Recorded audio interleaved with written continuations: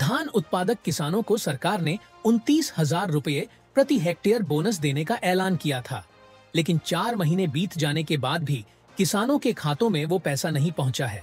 जब वोट मांगने होते हैं तो जनता को झूठे सपने दिखाते हैं और सत्ता में आते ही उन्हीं के जख्मों पर नमक छिड़कते हैं।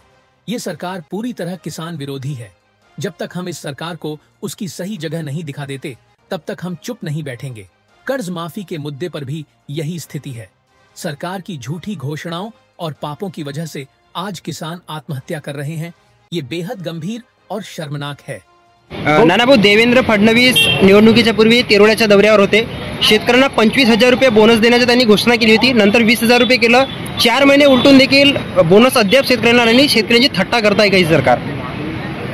शेतकरी विरोधी भाजप आणि महायुतीचं सरकार आहे, हे आम्ही अनेकदा बोलत होतो। आज त्याचं खरं चित्र लोकांच्या समोर येते आहे। धान उत्पादक शेतकऱ्यांना विधानसभेत आश्वासन देऊन सुद्धा विधानसभेच्या निवडणुकीमध्ये जाहीरपणे सांगायचे की 25,000 रुपये देऊ आणि मग विधानसभेत सांगतात की 20,000 रुपये देऊ। हे खोटारडेपणा, मतांचा जोगवा मागत असताना जनतेची दिशाभूल करायचं आणि सत्तेत आल्यानंतर त्यांच्या जखमेवर मीठ चोळायचं आणि म्हणून या सरकारला शेतकरी विरोधी सरकार हे आहे आणि शेतकरी यांना आता यांची जागा दाखवल्याची शांत बसणार। जशी परिस्थिती बोनसची आहे अगदी तशीच परिस्थिती कर्जमाफीची देखील आहे। आज शेतकरी रडतायत, अक्षरशः कर्जमाफी झालेली नाही आहे। काय सांगाल? यांच्या या घोषणाबाजीमुळे, यांच्या पापामुळे शेतकरी आत्महत्या करतात।